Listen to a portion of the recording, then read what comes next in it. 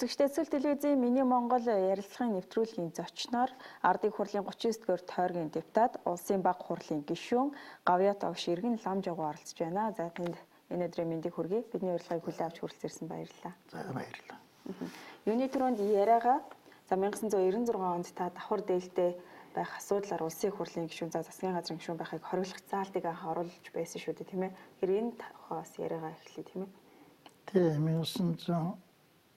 1996 онд үндсэн хууль 92 онд батлагдсан.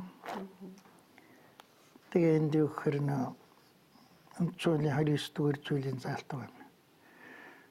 Улсын хурлын гишүүн хуулиар тогтоосон үр хөтнөл хамаарах бусдад ажил албан тушаал авсарч болохгүй гэж. Тэгээ өмнөх засгийн газрын үед бол 3 гишүүн сайдын алба хавсарч хийсэн байдгийг. Тэгээд юу гэхээр 96 оны сонгуулийн дараахан энэ үндсэн хууль зөрчсөн байна гэсэн одоо мэдээллийг үндсэн хуулийн цэцэд тавьсан. Тэр үндсэн хуулигаа одоо заалтуудыг тэр асуудлыг ойлгох асуудал дээр хэрэгтэй сунж ирсэн байдгийг л да.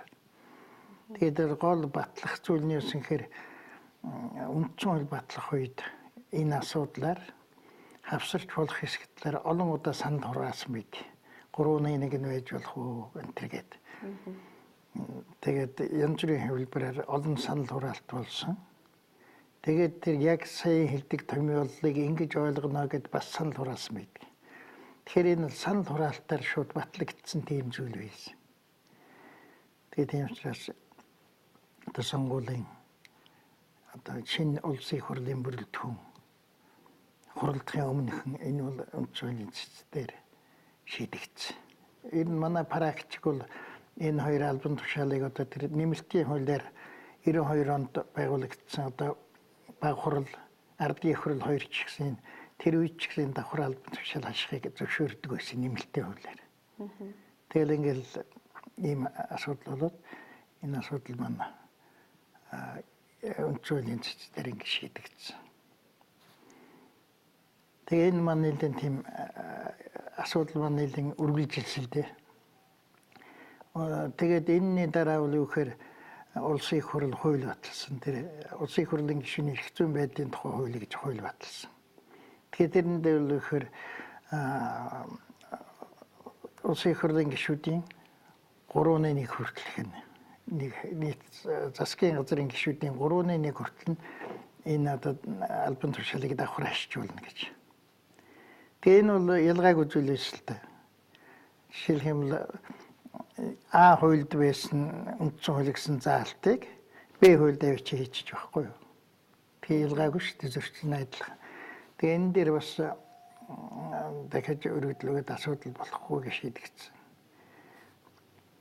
Дараа нь яасан гэхээр ерөөсөө юг ерөөсөө бүх засгийн газрын бүх гишүүн улсын хурлын гишүүний албан тушаалтай байж болно гэсэн хуулийг бас баталсан. Тэгээ энэ хуулийг батлах асуудал маань тэгээд үргэлжилж явсаар байгаад одоо бараг 2 жил шатсан юм уу та. Тэгээд ерөнхий сайд тэр үед энэ мэд сайхны инх сайхан байсан. Инх сайхан би одоо цэцэн шийдвэрээр ард нуугдахгүй албан тушаалыг нөгөөе гэдэг. Ерөнхий сайдаас өөрөө одоо огцор одоо чөлөөлөх төгсөлтэй өгöd. Тэгээд инх сайхны засгийн биш дараагийн засгийн газар нь бүгд улсын хурлын гишүүн болсон. Ийм явдал болсон. Дараа нь банк занхны асуудал яригдаад тэгээд энэ дээр дараагийн ерөнхий сайд нь элбэгдэрж болсон юм байна. Тэгээд энэ засгийн газар чинь 100 огцорчсон тэр банкны асуудалд санал хураалт болоод тэн дээр нөгөө арчилсан намын одоо инх сайхан ерөнхий сайдын үед тэрнтэй одоо тэр ерөнхий сайдын ч одоо дагаад гишүүд гэж байна шүү дээ. Тэр бүл хэсэг гишүүд нь юу Монгол Ардын хувьсгалт намын гишүүдтэй гишүүдийн талд санал өгөөд огцруулчихсан. Нэг юм гинти юм болсон 7 сард эд сунд болсон. Тэгээд дараа нь одоо огцорчсон засгийн газар яах вэ гэдэг асуудал тавигдаа тэр үед би бас юунд байдаг социал-демократ намын улс төрийн зөвлөлд ажилладаг байлаа. Тэгээд манай хурал болоод тэн дээр улсын хурлын тэр үед улсын хурлын дараа гончиг дөрж байсан. Тэгээд улс төрийн зөвлөлийг хоролдуулаад одоо энэ засгийн газрыг огцорсон засгийн газрыг үүрэг гүйцэтгэлчээр одоо бүр ингээд цааш нь бараг тэр чигтэн ажил болно гэсэн ухаантай хэлсэн. Тэгээд би зэлчин үед арайч дэмтэх хөлгүй яадаг гэж болох юм гэдэг гэсэн. Тэгээд нэг тиймэрхүү байдалтай тэгээд болохоор болсон л да. Тэгэл яг нэг огцорсон ерөнхий сайдын оронд дахиж ерөнхий сайд болох үнийг томилуулах гэдэг олон удаа бүтсэн барьсан гэдэг энэ юм чинь ингээд тэр үүрэг гүйцэтгэх засгийн газар шууд их удаан хугацаагаар явсан шүү дээ. Тэгж байтал 10 сарын 2-нд улсын хурлын гишүүн сайд зэрэг амиг хэрцээ хөнөөгдөд тэгээ асуудал их ностой байдал үүсээд ингээд яг би тэр зэргийг орон шин Америкт тэр өдөр би цэцэд өргөдлөө гэсэн мэдгээ дахиад энэ үүргүүсдэг засгийн газар ингээд нөгөө үндсэн хуулийн цэцэн шийдвэр зөрчигдөд яваад байна. Энэ бол ийм байх ёсгүй гэдэг. Би тэр өглөө нөгсөн бидгийг яг зүгээр.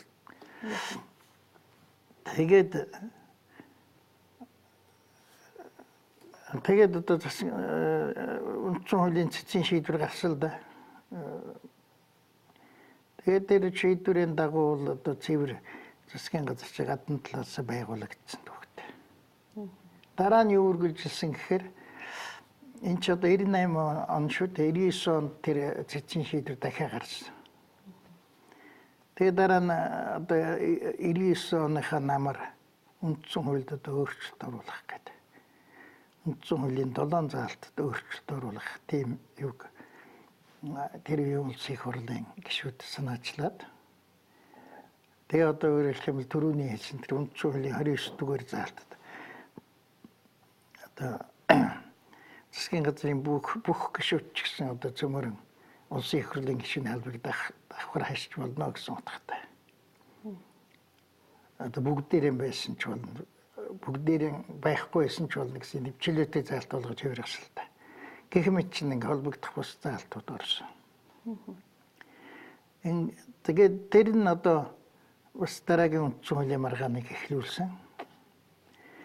Ингээл үргэлжилсэн дээр цааш нь ярих дуустал ярих нэрийн цаг орох юм болов. Тэгэхээр айл одоо тэр өөрчлөлт орж тийж ярих нь зүйтэй байна. Тийм өөрчлөлтийг одоо 1999 оны 12 сарын 23-24-ний өдрүүдэд хийгдсэн. Өөрөөр хэлэх юм бол энийг бол одоо маш хурдан зөвхөн улсын хурлын гишүүдийн хүрээнд яригдаад тэгээд энэ үндсэн хуулийн тэр өөрчлөлтийг баталчихсан. Тэгээ энэ бол энэ асуудал цэцээр очсон дахиад би оролцоогүй. Одоо доктор Наран Гэрэл нарын одоо нэлээд иргэд үндсэн хууль зөрчлөө гэж одоо асуудлыг тавьсан. Үндсэн хуулийн цэц авч хэлсэн. Үндсэн хууль зөрчлөө гэж хэлсэн. Дүгнэлт гаргасан. Дүгнэлтийг авч хэлцэхгүй дараад одоо 2000 онд залгаад 2000 онд одоо ардын нам абсолют ялалт байгуулсан да. Өмнө тэр үндэсний ардчилсан нам Монголын социал-демократ намын ардчилсан холбоо эвсэл гэдэг энэ эвсэл бол 72 суудлын 50-ыг авсан байсан. 25 нь бол одоо би тэр үеийн нэрээр хэлж байгаа шүү. Монгол Ардын хувьсгалт нам. Нэг суудлын бол юу гэхээр Давид агч Дашвалбар гişүн.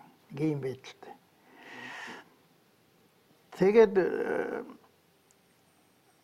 Монголын хувьсгалт нам инх хоёр дарагтай нам 76 суудлын 72-ыг авсан.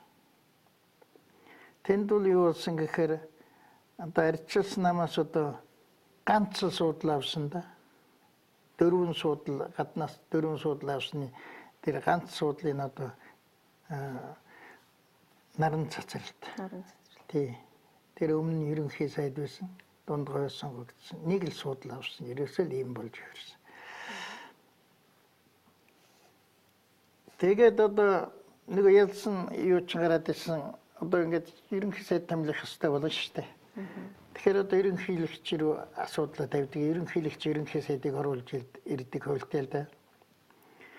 Тэгээд яхаар ч одоо ерөнхийлөгч байгаанд одоо цэцгийн дүгнэлтийг яах юм гэсэн асуудал тавьсан. Энэ зүйлсний асуудал байхгүй. Цэцгийн дүгнэлтэндээр алхаж оруулж болохгүй. Нэг цэцгийн дүгнэлтийг хилцэх хуультай шүү дээ үндсэндээ. Тэрний хилцээг өгөөч. Тэгээд ингээд цэцгийн дүгнэлтийг хилцэх эсэх асуудлаар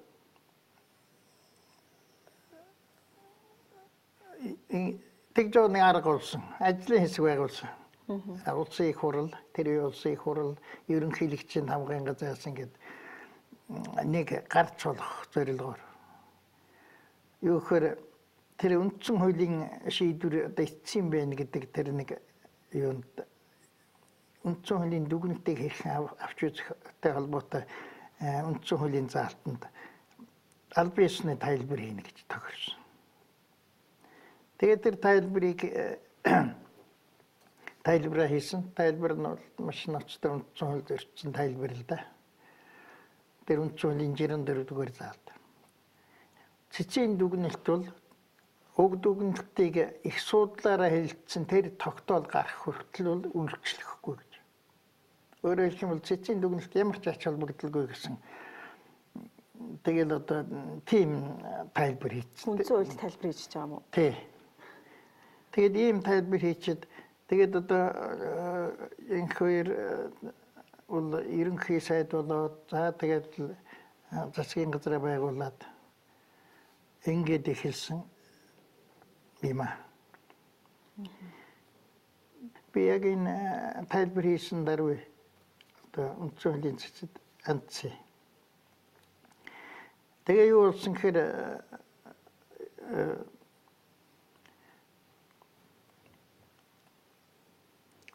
улсын их хурал нэг цэцгийн дүгнэлтийг хэлэлцээ. Хэлэлцээд юу гэсэн гэхээр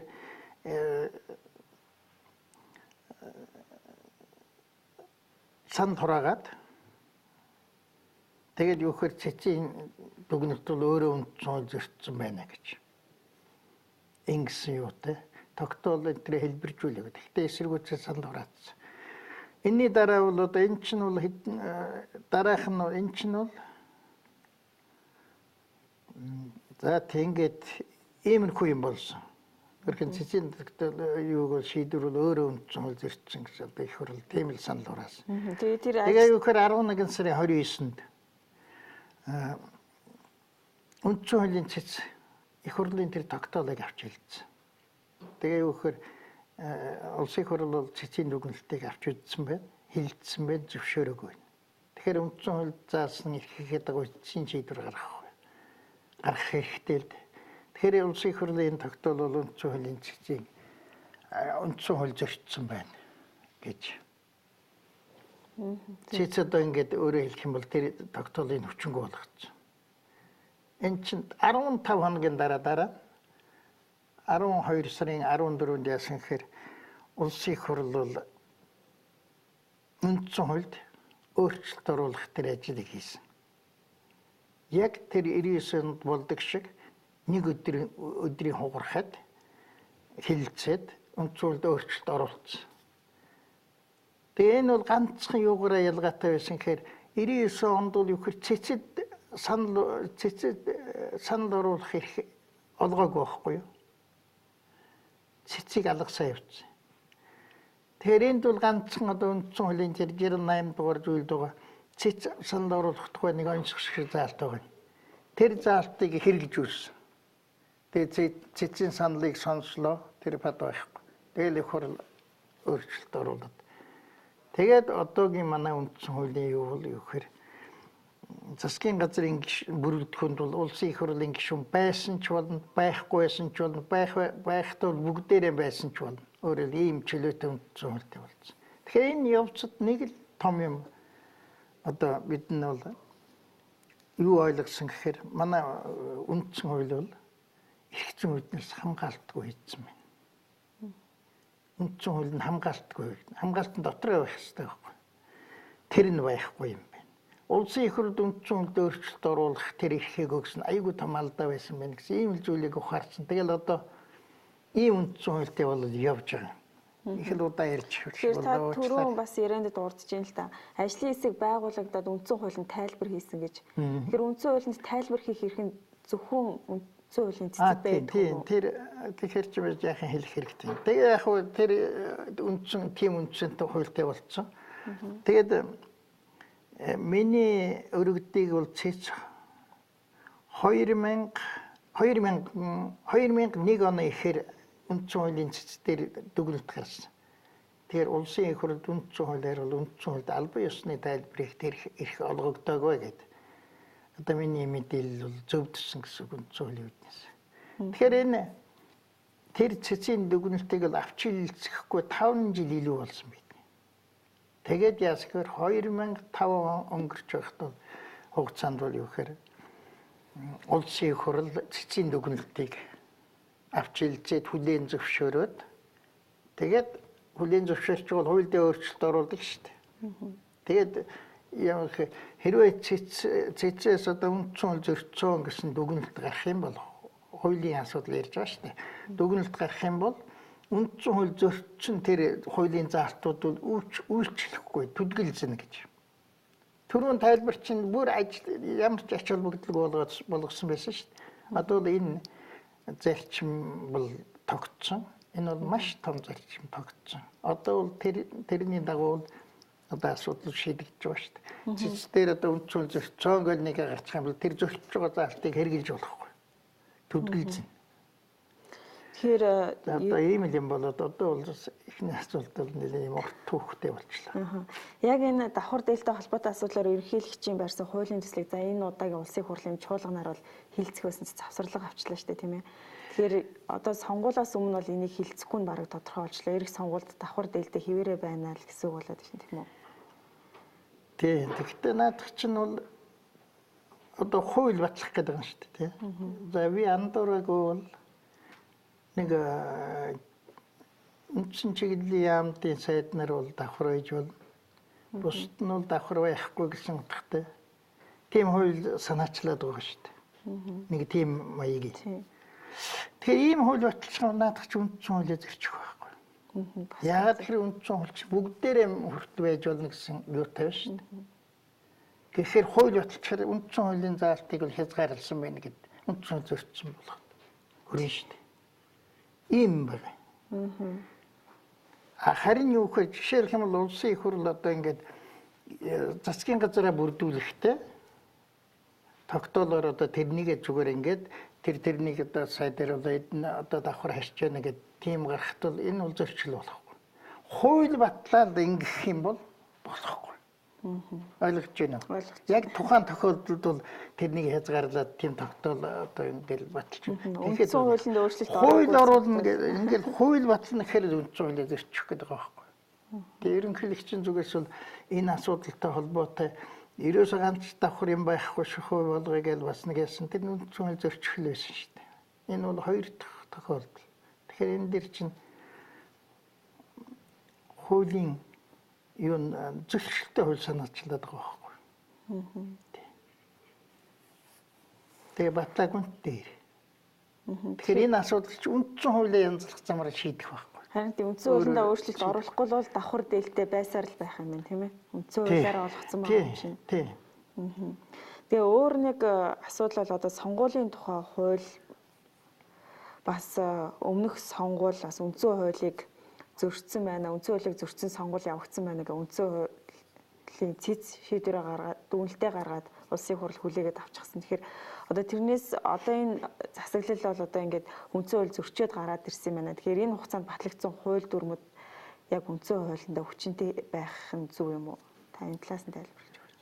За яг одоо тэгээд нэгэнт ингээд чин зөндөө өргөн хүрээтэй асуудал болохоор тэр үндсэн хуулийн цэцгийн үр дагавар цэцгийн шийдвэрийн үр дагаврыг бол шууд хэрэгжилж болдгоо. Тухайн одоо цэцгийн тэр шийдвэр дээр холбогдуулаад тодорхой асуудлыг шүүхэд тавьж болдог. Цэцгийн одоо процессын хувьд тийм заалт байдаг. Тэгэхээр одоо ухаандаа ингээд энэ бол бас хууль зөрчил юм болцсон байна. Хожим мэдэж штт. Энийг л буцаад ч хэрэглэхгүй. Тэгэх юм бол бүх юм бас нурж очиж штт. Энэ чөөр асуулт аюултай үг байхгүй. Одоо жишээлбэл цалин авсан бүх хүмүүс одоо буцаад төлөх болно гэсэн асуудал тавьчих. Одоо хамгийн хэлбэрээр л ойлгоход тэгвэл баларлаа штт. Тэгэхээр тэгж буцааж хэрэглэх тухай асуудал бол хамаагүй болохгүй. Тийм үр дагаврыг тэгж шуудхан хэлж болохгүй. Гэхдээ 2012 онд бол яг энэ асуудлаар цэц өөрөө бас дүгнэлтээ гаргаад пропорционал буюу холимог системээр явуулах нь хууль зөрчихгүй гэсэн дүгнэлтийг бол бас гаргаж ирсэн юм байна лээ. Тэгэхээр энэ дүгнэлтийг гаргасан цэц өөрөө хариуцлага хүлээх үндсэн хуулийн цэц. Нэгдүгээр наадах чинь яахан өгөх юм. 12 онд гаргасан дүгнэлтээ одоо үндсэн хууль зөрчсөн гэдэг тэгээд тийм болоогүй байхгүй хамгийн сонирхолтой тийм асуудал болоогүй. Яг янз бүрийн яхаар жишээлбэл цэцэд бол янз бүрийн өргөдөл очсон байж болох юм. Би тэрнийг харддаг биш мэдэхгүй. Тэгэхдээ бол хэрвээ тийм өргөдлөө чинь нэг иргэдээс үндсэн хууль зөрчсөн асуудлаас иргэдээс гаргасан өргөдөл дээр байна шүү дээ. Өргөдлийг бол цэц улс өөрийн санаачилгаар авч хэлсэн. Одоо ерөнхийлөгч улсын их хурл гэдэг том албан том эрх мэдэл өгөх субъектэд тэднээс ирсэн хүсэлт гэж ялгаж байгаа тэр хүсэлтийг бол заавал авч хэлсэн гэж. Нэг ийм байгаа байхгүй юу.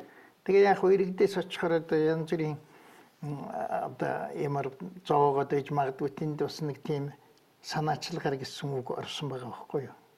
Санаачилгаар. Тэгэхээр нэг энэ хүрээнд иргэдээс өгсөн тэр өргөдлийг бол зүгээр л хянан шийдвэрлэх ажиллагаа үүсгэхгүй л гэж татгалзсан байж болох юм. Тэгэхдээ энэ татгалзаж байгаа нь бол үндсэн хууль зөрчөөгүй учраас татгалзаж байна гэсэн тийм шийдвэр гардаггүй юм.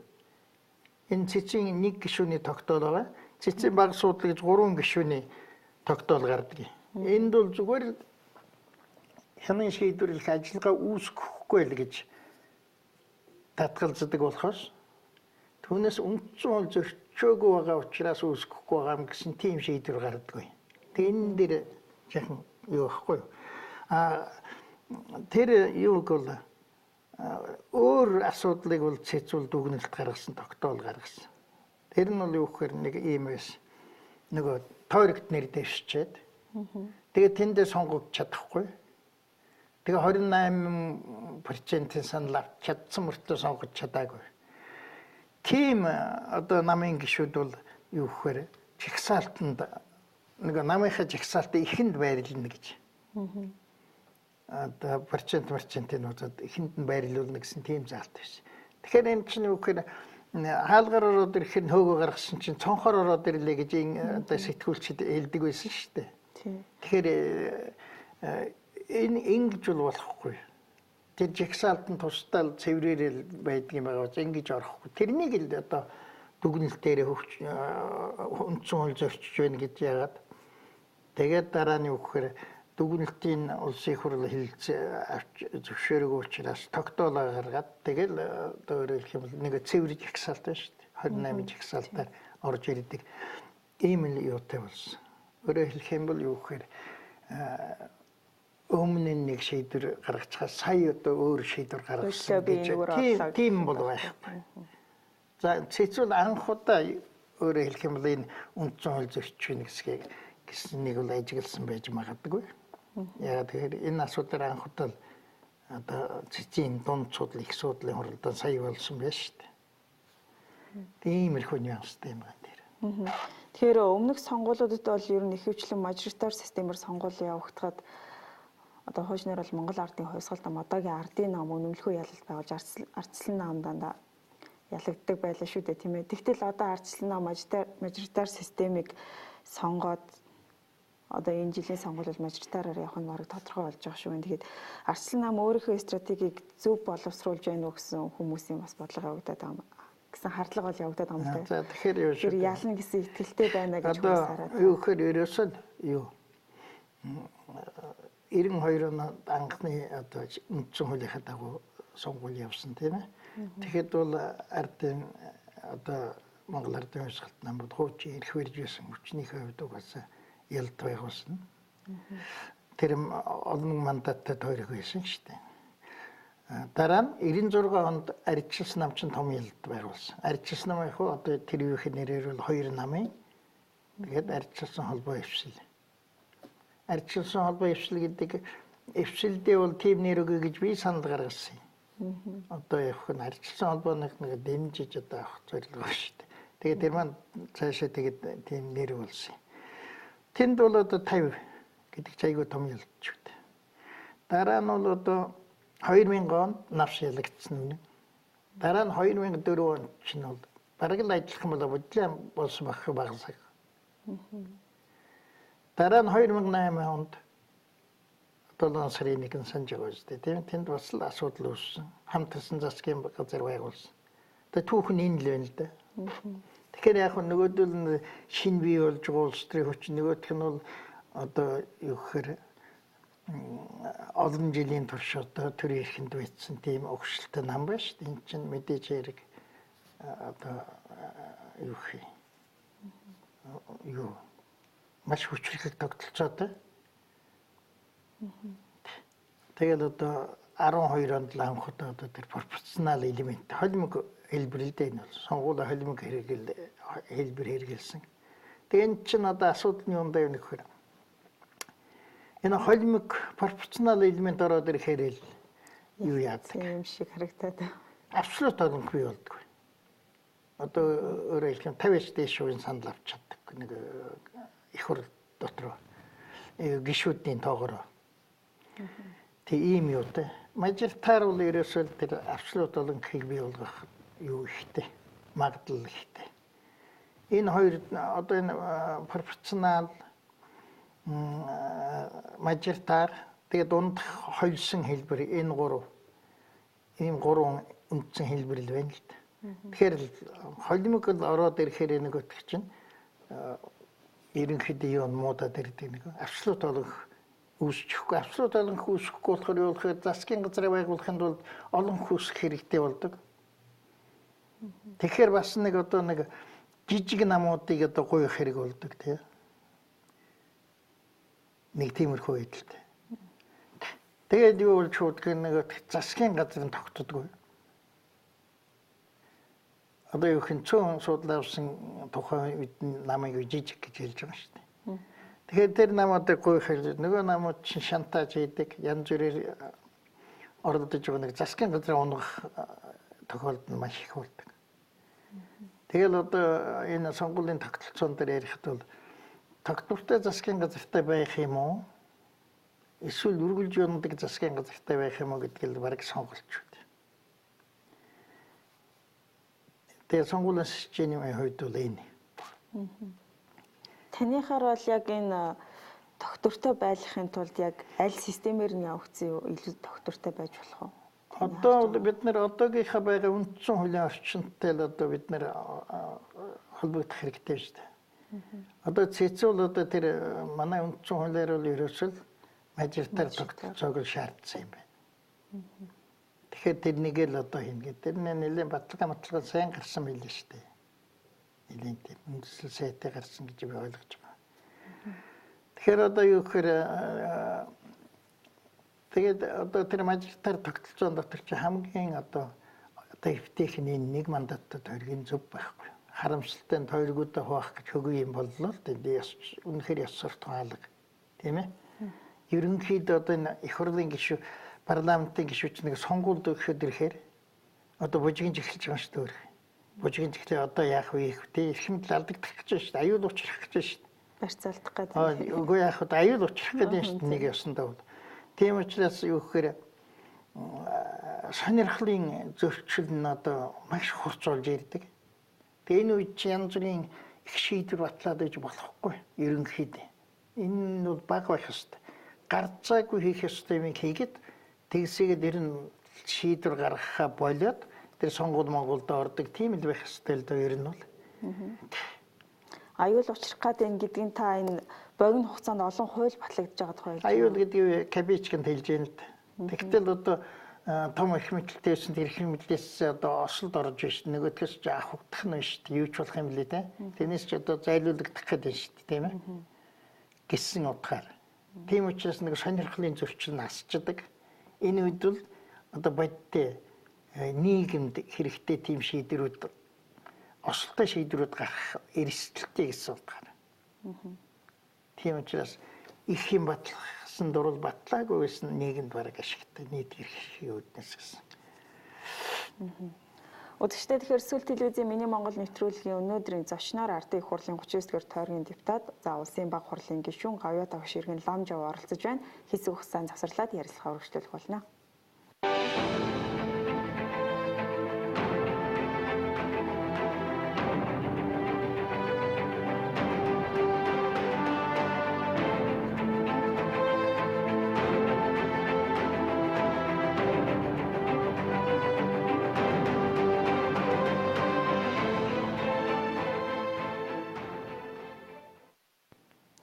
Үзэгчдээ Миний Монгол нэвтрүүлэгт иргэн тавтай морил өнөөдрийн зочноор Ардын их хурлын 39-р тойргийн депутат, за улсын баг хурлын гишүүн Гавьяа Тавш иргэн Ламжавгаа оролцож байна. За тэгэхээр яриагаа хоёлаа үргэлжлүүлээ. За улс их оронд за улс төрд өрнөж байгаа сүүлийн үеийн асуудлуудын талаар яриагаа үргэлжлүүлээ. Тэгэхээр офшор гэдэг офшор бүсэд офшор данстай офшор компанитай гэсэн энэ асуудал бол яг зөвхөн Монголд гэлгүй дэлхийд дахинд бол өрнөд байна. Тэгэхээр яг энэ Монголд офшор бүс данстай данс гэж шуугаад байгаа нас баяр цогтоос энэ галыг зайлуулах бодлого яваад байна гэдээ бас хардах хүмүүс байна л да. Энэ талаар та бас өөрийнхөө үзэл бодлыг хэлээч. Тий. Тэгэхээр нөгөө Панамын баримтууд гэдэг одоо Канадын нэр өхөний компани нууц өөрийнхөө нууцыг алдчихсан томсын цац болж байна шүү дээ. Маш их мэдээлэл алдагдсан дээр бол. Тэгээд тэрнийг бол одоо тэр мэдээлэл бол дэлхийг одоо цочирдуулж байна л да. Тэгээд одоо тэр шинжээчийн төвшөнд уг асуудалд хандаж байгаа тэр баримт бичигт энэ офшор компаниуд гэж юу юм бэ гэдгийг одоо хэлсэн мэл да.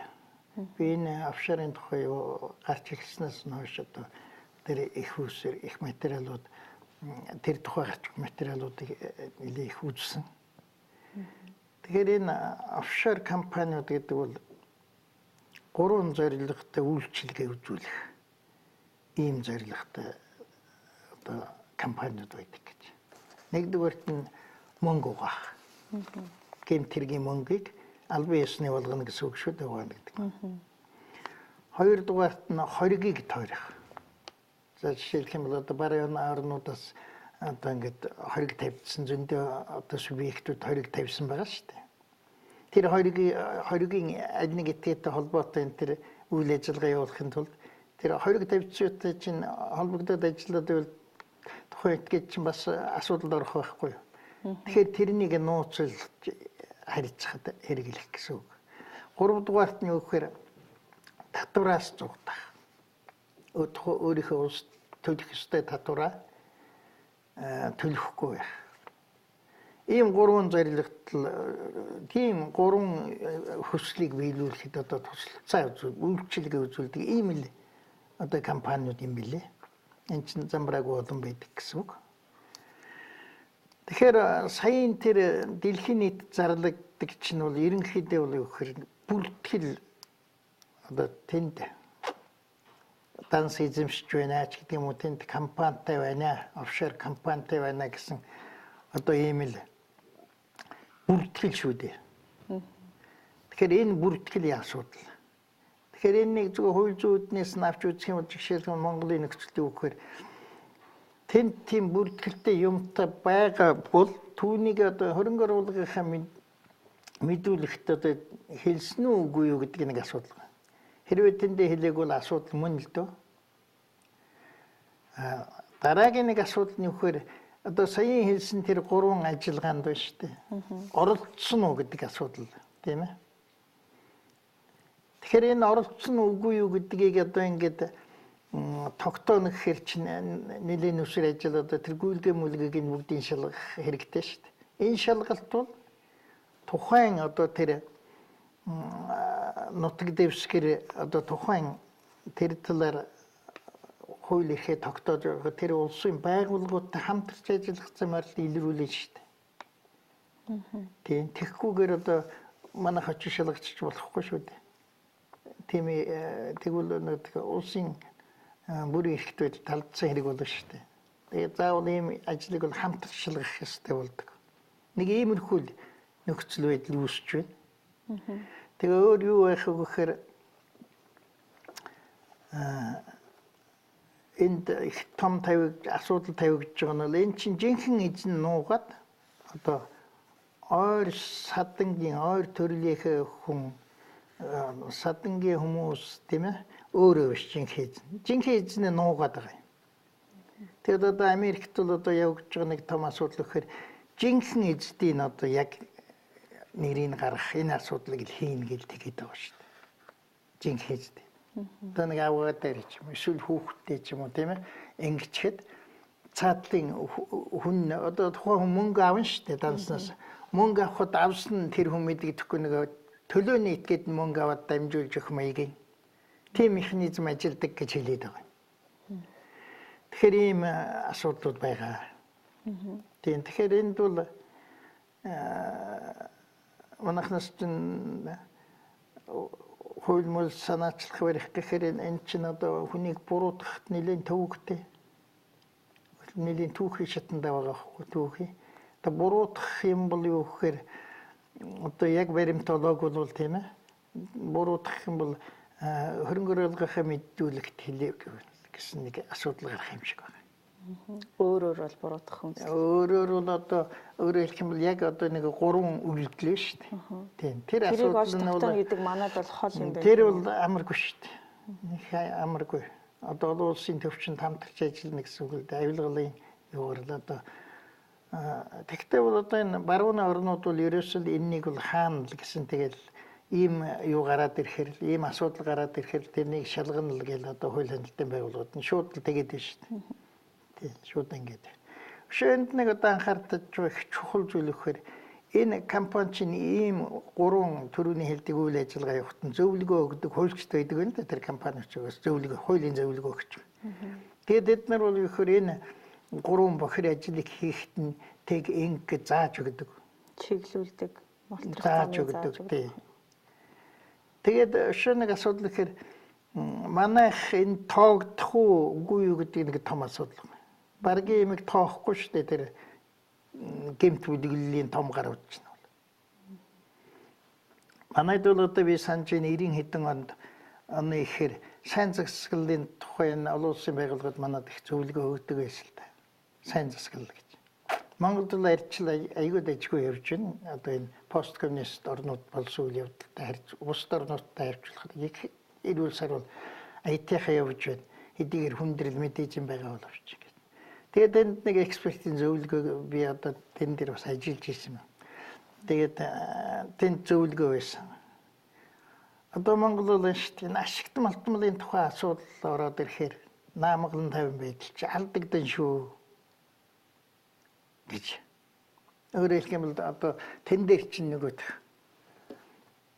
ордож эхлэх нь тоож эхлэх нь шүү дээ. Өөрөөр хэлэх юм бол нөгөө баталгаатай тэр хөрөнгөд одоо гар бие оролцохын тулд одоо нэг тэрэг их чинь дамжих байхгүй юу?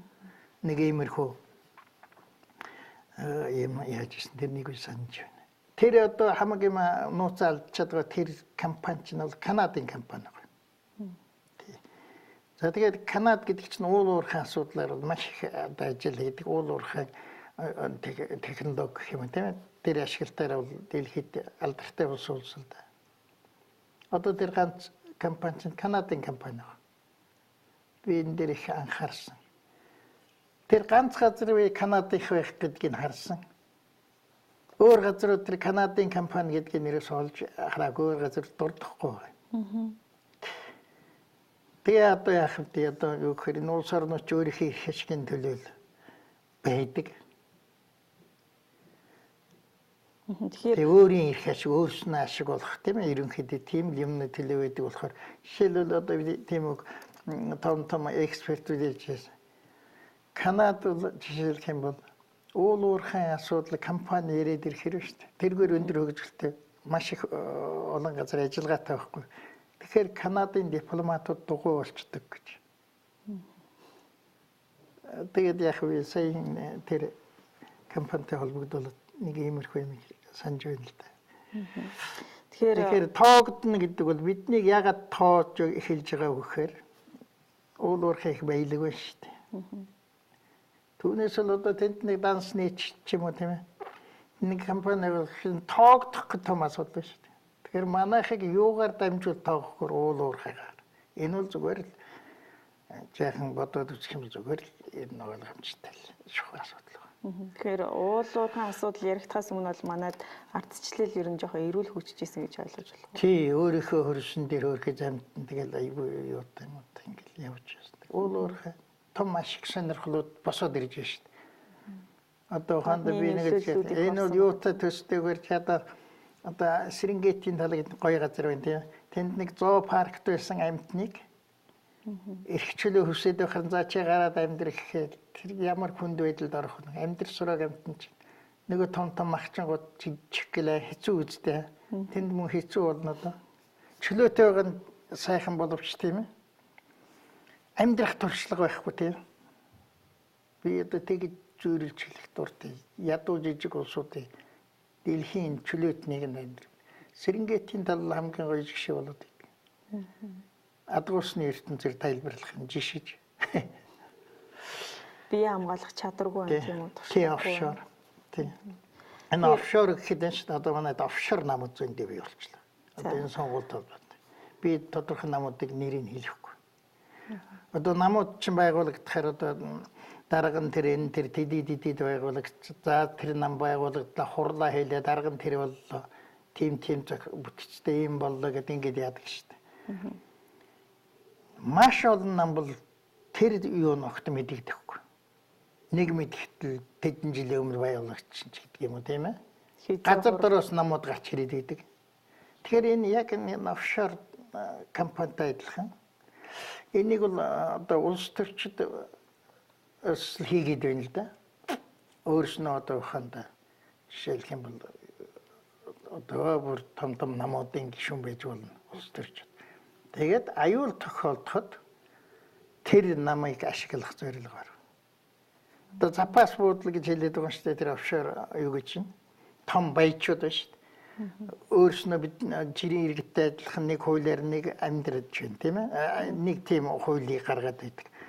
Өөрсөнд нь энэ таалагдахгүй нөгөө запас буудал гэдэг офшор тэрлэг юугаа хийдэг тийм ээ. Энэ запас юу вэ? Тэрэн шиг одоо юу тийм намыг бас тийм офшор маягаар ашиглаж байгаа. Офшор намууд бий болчиход. Тэгээд энэ дээр чинь зөндөл одоо энэ талаас нь харах юм бол одоо офшор намууд бол ер нь олон байна. Маш олон байна. Одоо цаана нэг нууц санх үзүүлэхтэй тийм ээ. Нэг хүний одоо далдын югаар бий болчихсон. Яач бүрдгүүлсэн бүүмэд тийм ээ. Бүрдгүүлцэл байдаг. Байгуулагдж байгаа энэ төр нэр нь мэдэгдэхгүй. Бүр одоо хөгийн жишээ олон биш. Одоо жишээлх юм бол одоо яг нам энэ төр одоо жишээлх юм бол хувьсгалт намтай нэлээд холбоотой юм шиг хуучны хувьсгалт намыг ярьж байна. Одоо эндээс ч нэг сигээс үлэхээр хувьсгалт гэсэн үгээ авчаа гэсэн зөвлөгөө байд сигээс гишүүн болгож хэлсүүлэхдээ хэлэхгүй юу? Тэгээд энэ тэр хувьсгалт гэдэг үгээ авах гэхээр чинь бас дотор нь бас ингээд асуудал үүсэн шүү дээ. Тэгэхээр ч одоо нөгөө төх авчиж болох нэрүүдийн байхгүй болгох зорилгоор нэрнүүдийн тийм ч нам, ийм ч нам, гой нэрт янз бүрийн намууд тийм ийм тийм намууд өчнө олон байгуулагдчихсан. Тэгээд бүрдчихсэн байх жишээ. Тэгээд тент нөгөөдөл нэг гинт гарч ирэл. Зорилго нь бол их онцгүй тий. Зарим нь бол бусдад алдахгүй зорилгоор тэр намыг байгуулж байна. Нэг хэсэг нь болохоор за нэг нам таалагдахгүй бол бэлэн нэг нам байж хахаар одоо нэг нам байгуулах гэхэд нэр олдохгүй байх юм биз дээ тийм. Тийм зовлон байхгүй би гэж юу байх вэ? Тийм ч гэж байх яаж гээд гоё нэр олдог болцсон шүү дээ. Тий.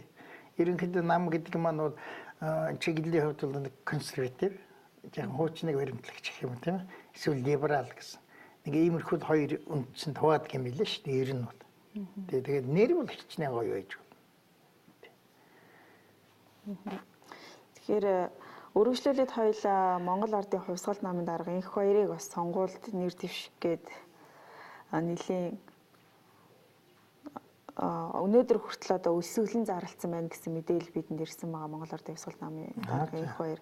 Тэгэхээр энх хоёрын ялыг за Улсын их хурлын хууль зүйн байнгын хороо за тогтоол боловсруулаад за 2015 оны 7 дугаар сарын 2-ны 24 цагаас өмнө сонгосон ял ямар ч зүйл анги байсан ялгүй байхаар тооцоолохоор болсон ийм тогтоолыг бол оруулах гэжсэн чинь улсын их хурлд бол завсарлага авсан байгаа шүү дээ тийм ээ. Тэгэхээр одоо баг энх хоёр бол энэ сонгуульд өрсөлдөхгүй нь баг тодорхой боллоо гэж бол харагдаад байгаа юм. Тэгэхээр таны хувьд энэ талаараас хэр судалсан байна? Тэгэхээр энэ асуудал чинь нэг өршөөдөг үгээд асуудал гарсан шүү дээ. Тэгээд юу гэх нэг өршөөл хуультай холбоотой шин ерөнхийлөгч хоёрыг тавьсан тийм ээ. Тэгээд тэр хууль чинь их хурлын зүгээс одоо тайлбар хийх зарим албан тушаалтнууд энэ их гүйсэн шүү дээ. Тэгэхдээ бол хуульд албан ёсны тайлбар хийхийг бол дээд шүүхэд хийдэг. Улсын их хурл бол тэрнийг хуулийн янзлах бол өөрөө хууль гаргах замаар янзалдаг ийм л журамтай байхгүй. Тэгэхээр энэ бол дээд шүүхэл тэрэн дээр өөр байр суурьтай их хурлаас. Тэгээд саяхны болсон явдлууд бол их хурлаар тогтоол гаргана гэдэг. Өөрөөр их хурлаас одоо өөрөөр хэлэх юм бол дахиад тэр юм хийх гэдэг байхгүй. Тиймэрхүү санаа хууль зүйн байнгын хорооноос хууль санаачлалаач гэж яриад байл нэг тиймэрхүү байдал яригдал байсан л да. Тэгээд одоо энэ хурал чинь завсарлчлаа шүү дээ.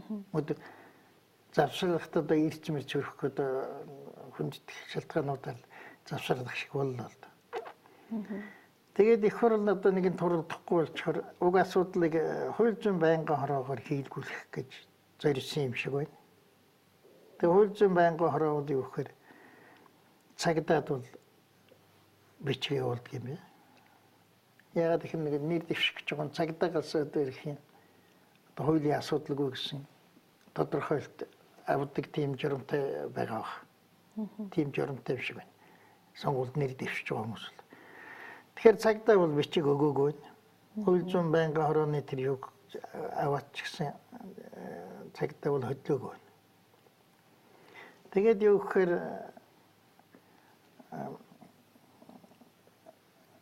энэ байдныг л хоёр удаа давтагдсан юм уу да. Тэгээ яг намынхан одоогийн шинэ нэрээр хэлж байна шүү. Одоо энэ хоёр дараагийн намынхан одоо ерөнхий сайд дээр асуудал тавьсан. Ерөнхий сайдны одоо удирдлагын байгаа.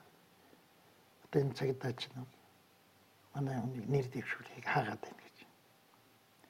Тэгээ ерөнхий сайд бол тамины сонсноор өөрөөс нь сонсоогүй шүү. Одоо энэ бол миний их мэдлийн асуудал биш ээ. Цагдаад оногдсон эрх үүргийн дагуу хийгдэх асуудал. Би энд бол энд би оролцож болохгүй л гэж. Тийм хариу авсан бол таа. Одоо тэгээд энэ дэш дээ. Энд юу болж ийн гэхээр шүү дээ. Одоо энд нэг том хуулийн зөрчил байгаа. Энийг бид нь харж байгаа шүү дээ.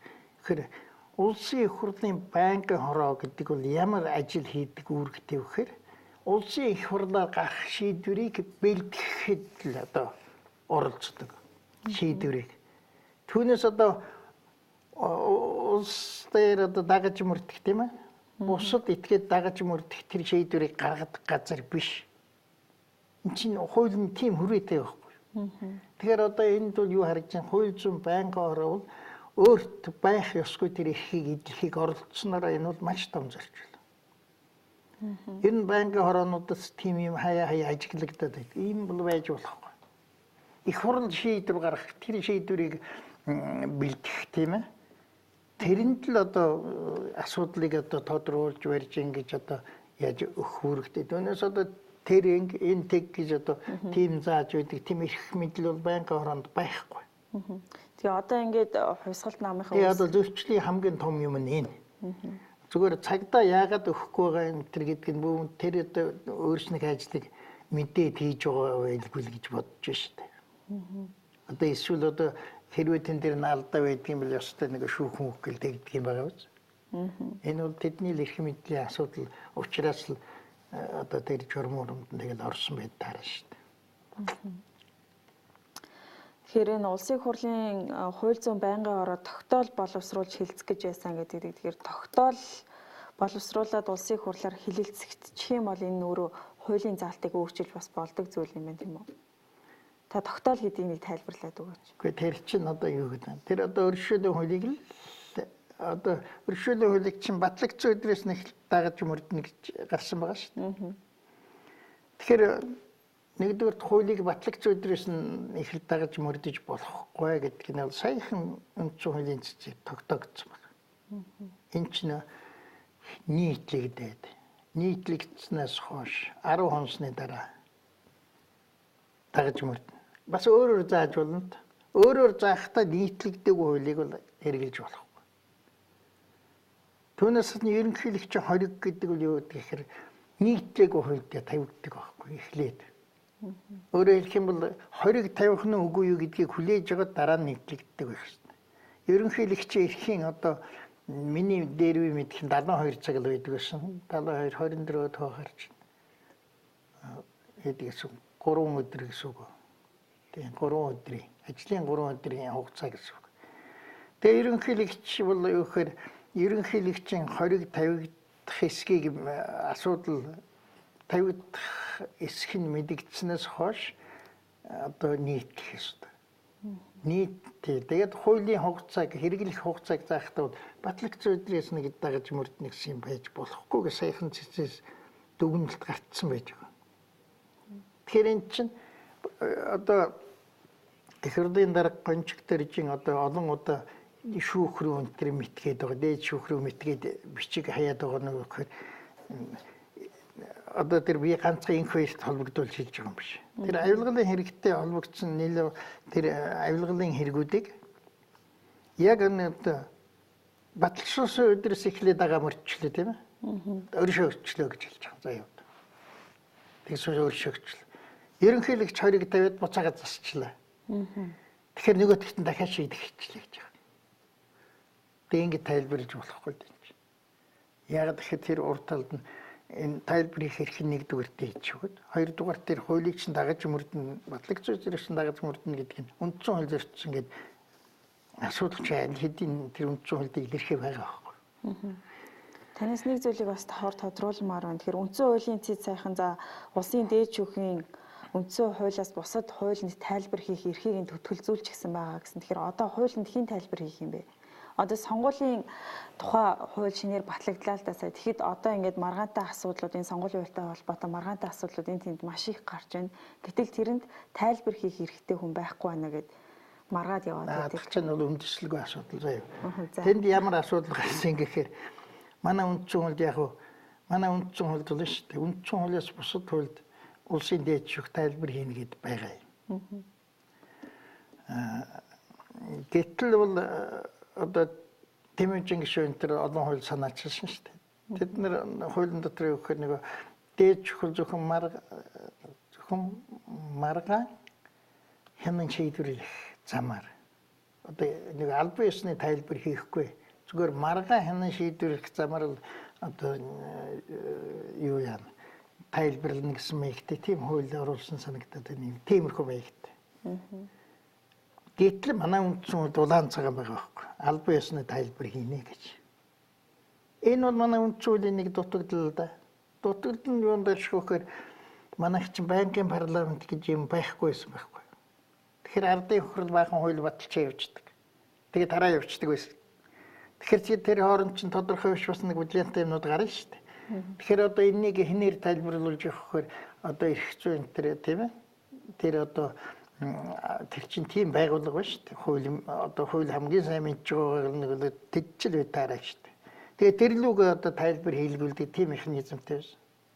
Байнгын парламенттай болцсны дараа бол ийм заалт уг нь байх ёсгүй байхгүй. Уг нь. Яг тэгэхээр байнгын ажиллагаатай парламент байгаа чинь тэрнийг л одоо хуулиар одоо тийм ээ 2 утгагүй энэ төр болох асуудал тэр чих хурал хийж байх ёстой гэж. Гэхдээ бол одоо тийм үндсэн хуультай л байна шүү дээ. Тийм учраас цэцүүл юу гэхээр цэцгийн гишүүд нэг ингэж ярьсан гэдгийг дээр үе сонс. Бид бол муу үндсэн хуулийг ч гэсэн хамгаалах үүрэгтэй гэж. Маш зөв зарчим шүү дээ. Одоо уг нь тийм байх хэрэгтэй ингээд одоо ингээд яваад байл юм чинь нэг зохиол болж хувирна шүү дээ нэг үндсэн хуульч. Тэгээ ийм л нюанстай. Ирдөө. Тэгэхээр одоо дээд шүүхийн эрхийг төтгөлзүүлсэн байгаа яг энэ үед төтгөлзүүлсэн гэж юу? Хин төтгөлзүүлсэн байгаа гэж яригадаад байна лээ. Тэгээд ер нь бол өмгөөлөгч Батбаяр олын тухай ярьсан төтгөлзүүлсэн байгаа учраас бид нэр хуулийн тайлбар авч чадахгүй байна гэж хэлж ирсэн. Үгүй дээд шүүх бол шүү дээ асуудлыг ойлгоод дээд шүүх бол энэ рүүгээ нэг хэр хийдэг байсан. Нэг хийдэг байсан. Тэгээд сүүлдээ ерөнхийдөө хандлага нь буруу учраас бид энэ рүү утгалдаад авах хэрэггүй гэд дургүй л болчихгүй юу? Улсын их хурл одоо бол тайлбарлах. Өөрснөө хийж явах ёстой шүү дээ. Тэгээд өөрөөр хэлэх юм бол дээд шүүх энд хойрог болчихгүй юу? Тэдний тэгээд хүний хүссэн бүргээ тайлбарлах гэхээр чинь хууль тогтоох ажил руу нэг шүүгч оролцож байгаа хэрэг болчихно шүү дээ. Эсвэл Учир нь бид нар ч одоо нэг хувир гэж юм байсангүй социализм хийж байна. Тэгэхээр эн чинь дээд шүүхийн тэр тайлбар хийхээс дургүй болсон нь дээд шүүхийг зөв байр суурь гэж үзэж байгаа. Тэгэхээр одоо энэ хуулийн талаар тайлбар авахын тулд улсын их хурл руу хандахын тулд одоо яах вэ? Шууд хандаж болох уу? Хуулийн тайлбар авъя гэдэг. Одоо жишээ нь сонгуулийн тухай хуулинд бол асар их маргаан гарч ирдэг. Тайлбар авч чадахгүй өөр өөрхөө тайлбарлаад шүүхт хандна гэж. Шүүхтэйг л тодорхой конкретны юм авч үзэж байгаа тэрнтэй холбоотойгоо тэр чинь тайлбарлагдах байхгүй юу? Тэгэхдээ бүх тохиолдлыг тайлбарлаж байгаа гэж ойлгохдохгүй тийм.